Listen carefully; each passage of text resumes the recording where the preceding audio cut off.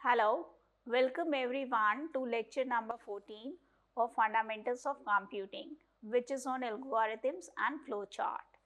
In this, I'll discuss some more algorithms and the flowchart. So let's just start with the first one, that is the find odd numbers between 1 to n. So what is this? How you can find? What is the logic? Yes, the odd numbers between 1 to n will be what? It's a 1, 3, 5, 7 and so on. So first you have to read n, that is what is the value of n. If it is 1 to 5, then only 3 is the odd number which is in between 1 to 5. And what is logic? How you will decide this 3 is an odd number? If modulo of this 2 is not equals to 0. If it is 0, then it becomes even, otherwise it becomes odd. So we will write the algorithm for this. So very first step is start, then you have to read n, and then you have to do what? Initialize some variable, say I, which ranges from 1 to n. Then after that you have to check whether you have reached the n or not. That is, if I is greater than n, then you have to stop. So then go to step, that I'll write the step number later. End of this if, then you have to check whether this is a odd or not. So for that we have to write I modulo 2, this is equals to 1. If it is equals to 1, then it means what? This is an odd number. So we will print what? The I, which is the odd number. Then we will go to the next number. So next number is what? I is equals to I plus 1. After that again we have to check whether this I is greater than or less than n. So here you have to what? Go to step number. Which is step number? That's a 4. Okay. Then again we have to repeat the same thing. If I is greater than n, then you have to what? You have to stop. It means which step number? That is, go to step number 8. So this is an algorithm. You can debug it also, that I told you earlier how to do. Suppose I have taken what? N is equals to 5. So initially I is equals to 1. Then at step number 4, you have to check whether I is greater than 5. No. So you have to go to step number 5. Here you have to find the modulo of this. So this modulo of the 1, modulo 2, yes, this is equals to what? 1. So it means what? 1 is the number that you have to print. Then I becomes what? It becomes 2 at the step number 6. And the step number 7, it says what? Again go to step 4, means you have to go over here, again you have to check whether this 2 is greater than 5. No. So you have to again check it, that is 2 modulo 2, this is equals to 1. No. So in that case go to step number 6, I is equals to what? 3. Then again go to step number 4, where it will check 3 is greater than 5. No. So what we have to do? We have to go to the step number 5, where we will check 3 modulo 2 is equals to what? Yes, it's equals to 1. So it means what? You have to print what? 3. Okay. Then I is equals to 4, and then what? For I is equal to 5, you have to stop over there. So this is the algorithm that finds what? Whether the given number I is even or odd and its ranges from 1 to n. So, for that we have used the variable I that ranges from 1 to n by incrementing this value of I 1 by 1. Another way you can also check that if it is modulo is equals to 0, it means what? It is the even, otherwise it is what? It is 1. So, we can write it if modulo is not equals to 0, that also works, because if modulo is not equals to 0, it means what? It is not a even number. So, we draw the flow chart of the same. First step is start, then next step is read n, then next step is you take some variable I, here it is I, initializes to 1, then you check the condition if I is greater than n, it may be yes or it may be no. If it is yes, it means what? What you have to do? Go to step 8, which is what? Stop. If it is no, then what you have to do? Okay, then again you have to check whether if I modulo 2 is equals to 1, or you can say is not equals to 0. Then in that particular case you have to do what? If it is not equals to 0 or equals to 1, then what you have to do? Yes, it is what? It is a odd number. So, we print I. If it is no, in both the cases you have to what? Increment the value of I by 1. And after that you have to go where? Do what? Then again you have to do what? You have to check this whether I is greater than n or not. So, this process repeats again till the value of I is not greater than n.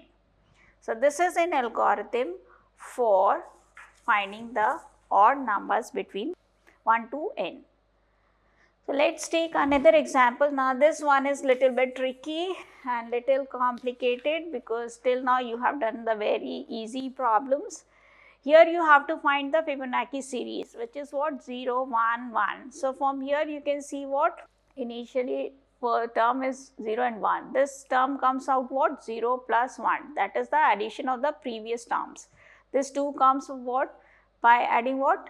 This 1 plus 1, that is the previous term. This 3 comes what? By adding this 2 plus 1 plus 2, that is the addition of the previous 2 terms. So, it is little bit you can say it needs a logic to find this. First I will write what is the logic behind this. Obviously read the terms. If it is first term, that is, or you can say 0 term, you have to print 0. If it is the first term, then you have to print 1. For term 2, this will be equals to what? Term 0 plus term 1. For term 3, this will be equals to term 2 plus term 1, and this goes on till you have what? Reached n. So, we need a one counter which calculates the number of terms from 1 to n, and another one which records what? The sum of the previous 2 terms. So, let us start with it. First one is step is start, then read n, then here I am taking what? A is equals to 0, B equals to 1, and one variable count which is equals to 2. Why I have taken this? Because here this A, this represents A which is 0 initially, and this represents B which is 1 initially, and count is what? It will start from here. first two terms are what? Print A and B. So it will print what? It will print 0 and 1. Then we have to go for the next. So what we have to do now, here you have to check the value of count. If count is greater than n, then obviously you have to do what? You have to stop. So I will write the step number later. Then the next term, that will be equals to what? A plus B. A plus B means what? The previous two terms. Here it becomes what? 0 plus 1, that is the, this next term, this becomes what? Your A plus B, that becomes 0 plus 1 is equals to 1. After that, you have to print this term. So print NT. Then now the new term is what? It should be shifted from here to here. Initially A and B is here, now it should be shifted to this. So for this we will write A is equals to B and B equals to NT. Then we increment the value of count by 1, that is count is equals to count plus 1. After that you have to what? Again go to step number what? 4. And last one is what? Stop. So here I will write what? If count is greater than n, then go to step number 12, means stop over here. So this is the logic for finding the Fibonacci series. Now you can draw the flow chart for the same. So first step is start, then next step says read n, the next step is for initialization of variables, that is A equals to 0, B equals to 1 and count equals to 2. Then you have to print the value of A and B. After that you have to check it, the value of count. If count is greater than n, then obviously what you have to do? Go to step 12, that is what your stop. If it is yes, then stop. If it is no, then you have to repeat this process. So for that you have to do what? New term. Now the new term is equals to what? A plus B. Then you have to print it. New term, that is print NT. Then after that A is equal to B and this. So there is no space, so I will write over here. It's what? A is equals to B and B is equals to NT. Then you have to do what? Count is equals to count plus 1. Okay. After that you have to go to the step number 4. So this is the 4. It means what? From here I will go to what? The step number 4. So this is the flow chart for step number, it should go to the, not the print AB again, it should go to the, this step number 5. So you have, here you have to make a correction, not this 4, it should go to 5 because you have to check over here. So correction is what? Because you don't need to print it. After that, if it is this, then again you have to check what the value of count, whether it's greater than n or not. Then repeat the whole process. So start, read n, a is equal to 0, b is equal to 1, count is equal to 2, it will print what 0, 1. Then you will check whether count is greater than n. If it is greater than n, then you have to stop. Otherwise, what you have to do, new term is equals to what? A plus b, then print ab, a plus ab, that is the, which is the next term. Then assign what the value of b to a and nt to b, and then increment the value of count by 1. After that, you have to check it whether it's greater than n or not. So this process repeats, these steps are repeated till what? Count is not greater than n. So this is the algorithm which is for finding the Fibonacci series. Next is the factorial of n. Factorial of n means what? We all know factorial n, this can be either 1 into 2 into 3 up to n, or you can compute it as factorial n equals to n into n minus 1 up to what? 3 into 2 into 1. It may be either this way or that way. So you can do in any of the way. I'll do what with the, first I'll do with this one, 1 to n. So what you have to do, you have to take the value of I, which is 1, that ranges from 1 to n, and then you have to multiply it, store the result, increment the value of I, and then multiply the result with this, and this process goes on till I is less than n. So start, let's say read n. N means what? Whose factorial is to be found, that is factorial n. Then after that, we take two variables I and fact. I ranges from 1 to n and fact is to store the product. So next step says if I is greater than n, then you have to stop what? Stop. I'll write the step number later.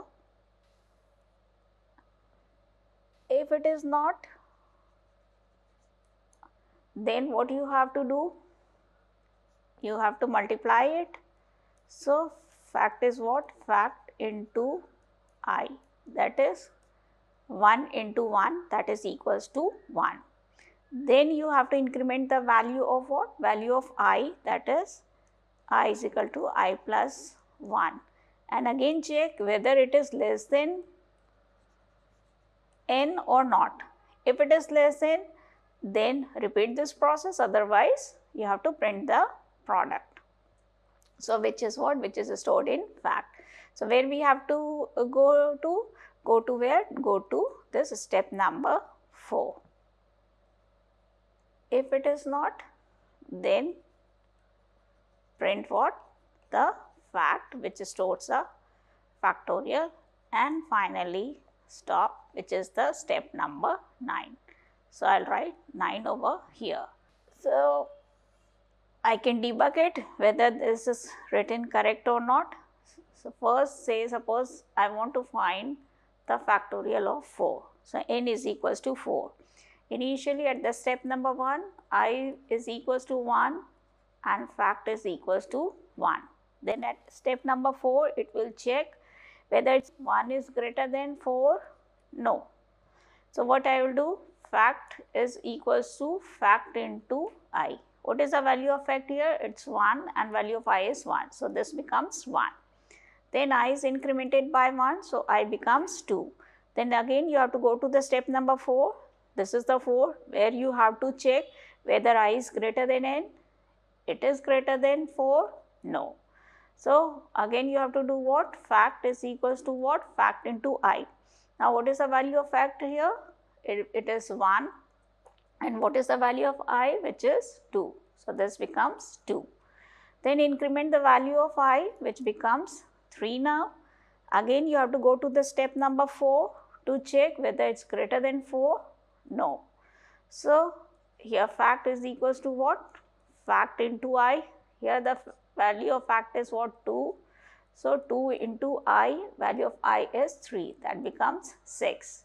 And I is incremented by 1, that is 4. 4 is greater than 4? No. So you have to do what?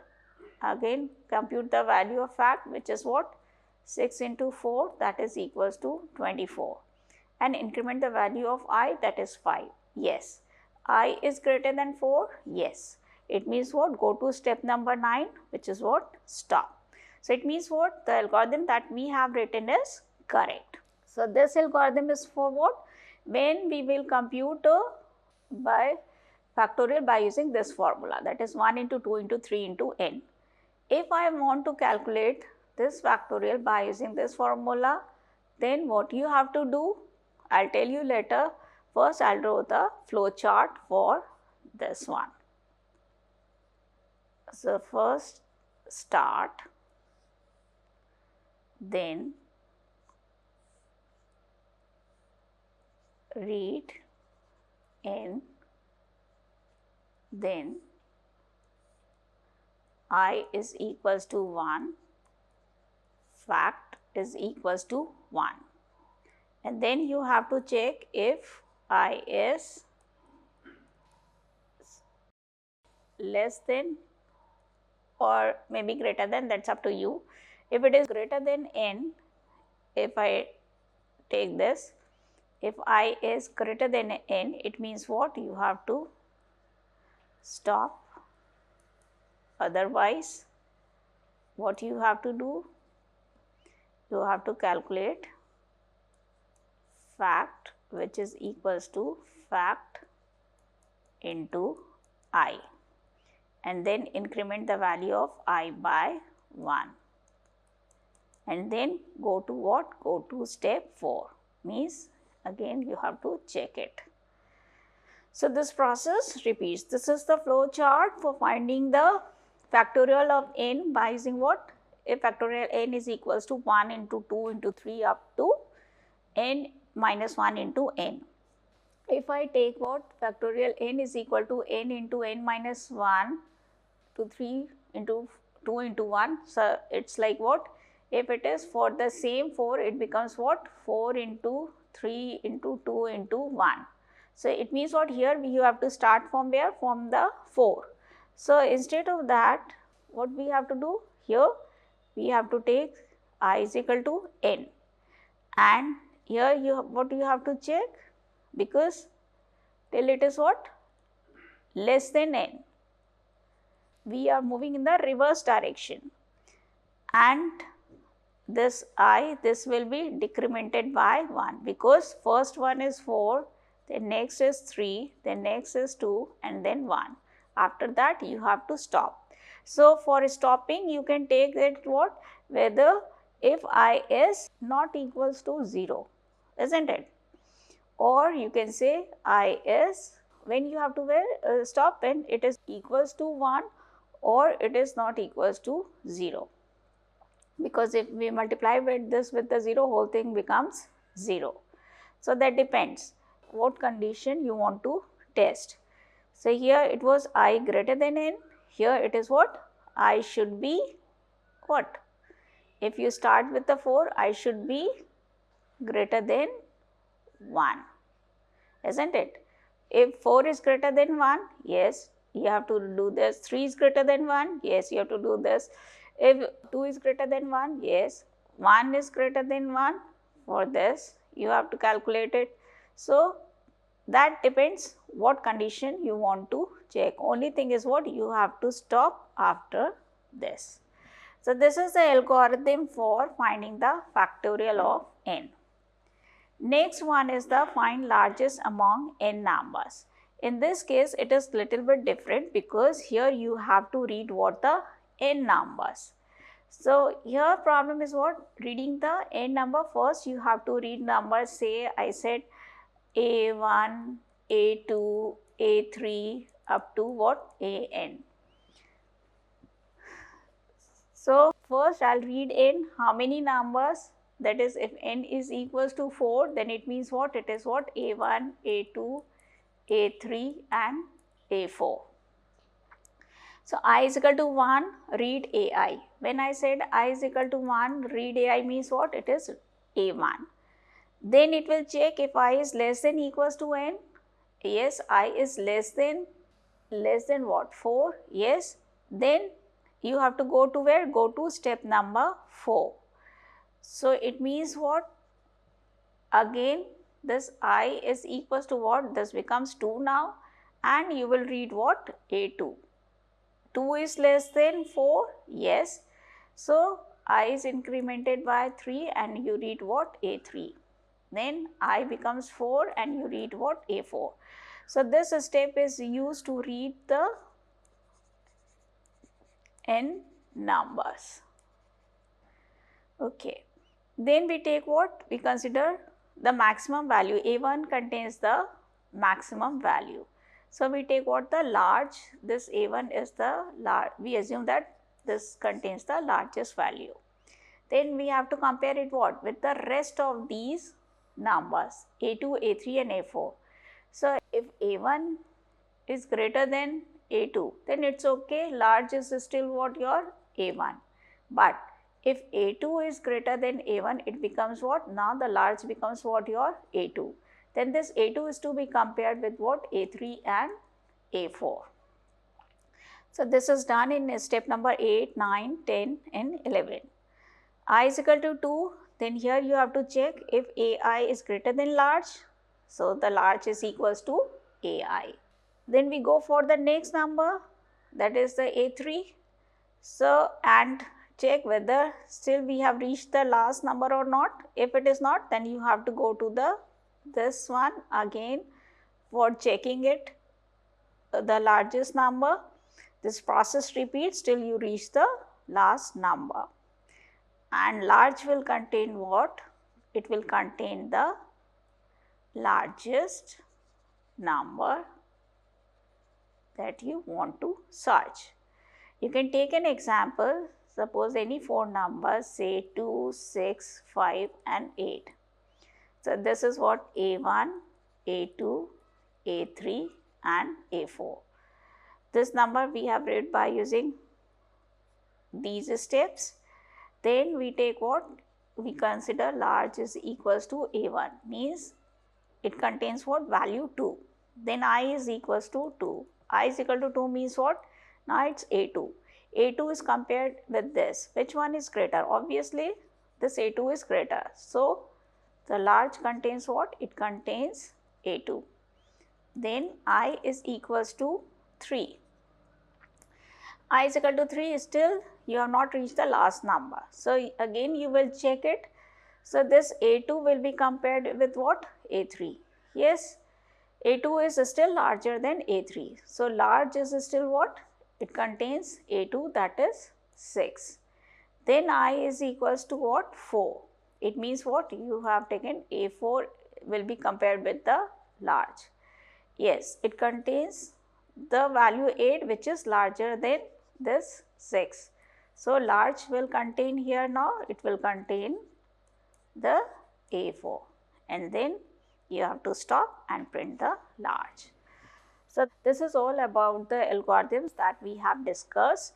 I hope you are now able to understand this and able to write the algorithms for the problems. Thank you.